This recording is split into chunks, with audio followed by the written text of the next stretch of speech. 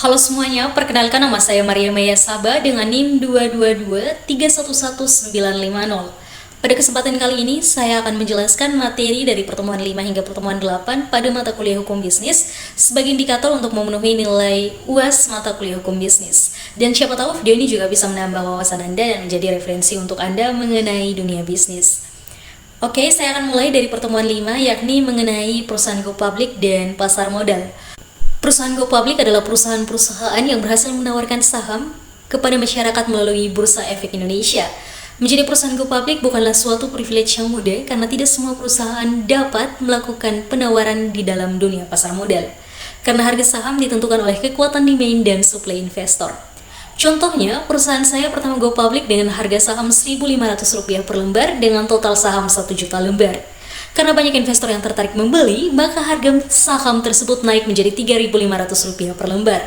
Awalnya saya menarget mendapat dana 1,5 miliar. Pada saat go public, saya berhasil mengumpulkan modal sebesar 3,5 miliar.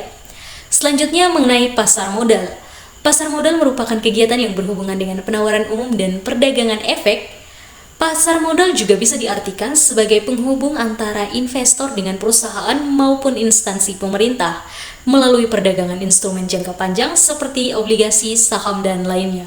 Salah satu contoh dari pasar modal yaitu perusahaan go public yang melakukan penawaran saham melalui Bursa Efek Indonesia. Selanjutnya saya akan memaparkan materi mengenai perjanjian dalam bisnis. Perjanjian dalam bisnis adalah dokumen resmi yang menetapkan persetujuan antara pihak-pihak yang terlibat dalam transaksi atau kerjasama bisnis. Perjanjian tersebut menguraikan hak, kewajiban, dan ketentuan yang harus dipatuhi oleh seluruh pihak untuk menjaga kejelasan dan keamanan dalam kerangka kerjasama tersebut. Perjanjian bisnis dapat bervariasi termasuk kontrak penjualan, perjanjian kerjasama, atau perjanjian sewa, tergantung pada sifat transaksi atau kesepakatan bisnis yang dilibatkan. Selanjutnya adalah perkreditan. Perkreditan adalah proses pemberian pinjaman atau kredit oleh lembaga keuangan kepada individu atau perusahaan. Manfaatnya untuk melibatkan akses tambahan terhadap dana untuk investasi, pengembangan usaha, atau pemenuhan kebutuhan mendesak. Kredit juga dapat membantu membangun sejarah kredit yang dapat memudahkan akses fasilitas keuangan di masa depan. Namun, penting untuk menggunakan kredit dengan bijak agar tidak menghadapi masalah finansial. Berikut saya akan menjelaskan materi mengenai hukum perjanjian jaminan. Hukum perjanjian jaminan adalah cabang hukum yang mengatur tentang kesepakatan antara pemberi jaminan dan penerima jaminan terkait tanggung jawab atas pelaksanaan suatu perjanjian. Perjanjian jaminan biasanya melibatkan anggunan atau jaminan keamanan untuk melindungi salah satu pihak jika pihak lainnya tidak memenuhi kewajibannya. Selanjutnya pada materi pertemuan 7 yang pertama mengenai perlindungan konsumen. Perlindungan konsumen menjawab serangkaian tindakan yang bertujuan melindungi hak-hak konsumen dalam transaksi ekonomi. Tujuannya untuk menyediakan informasi yang jelas tentang produk atau layanan, menjamin keamanan dan kualitas produk, memberikan hak kepada konsumen untuk mengajukan komplain, dan melarang praktik bisnis yang tidak etis. Contoh implementasinya adalah labeling yang jelas, hak konsumen untuk mengembalikan barang yang cacat, perlindungan terhadap penipuan konsumen, dan kebijakan garansi. Yang kedua adalah anti-monopoli.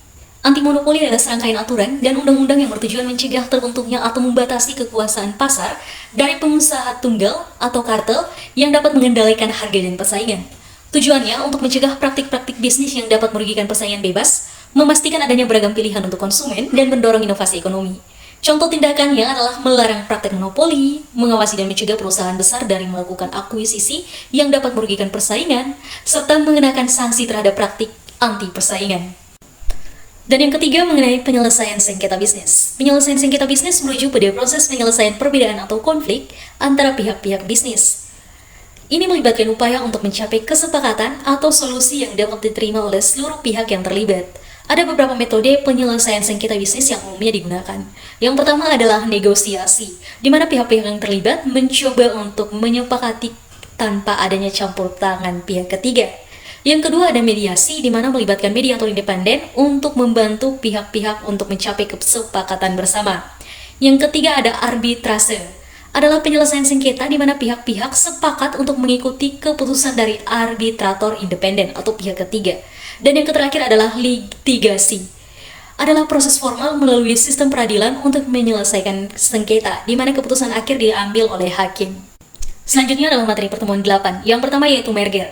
Merger adalah proses penggabungan dua perusahaan menjadi satu entitas tunggal.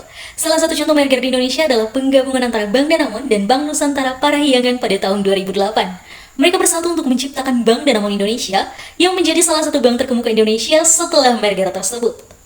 Yang kedua, mengenai akuisisi. Akuisisi adalah proses di mana suatu perusahaan membeli mayoritas saham atau aset dari perusahaan lain, sehingga perusahaan yang melakukan akuisisi memiliki kendali atas perusahaan yang diakuisisi. Hal ini dapat dilakukan dengan tujuan untuk memperluas pangsa pasar, mengakses teknologi baru, atau mencapai keuntungan lainnya, melalui integrasi perusahaan yang diakuisisi ke dalam struktur organisasi yang lebih besar. Dan yang ketiga, mengenai konsolidasi. Konsolidasi adalah proses akuntansi di mana laporan keuangan dari dua atau lebih entitas bisnis digabungkan untuk menciptakan laporan keuangan tunggal. Hal ini sering terjadi setelah suatu perusahaan mengakuisisi mayoritas saham atau kontrol dari perusahaan lain. Dalam konsolidasi, laporan keuangan entitas anak dan induk digabungkan untuk mencerminkan posisi keuangan dan kinerja keseluruhan dari kelompok perusahaan yang terkonsolidasi. Terima kasih.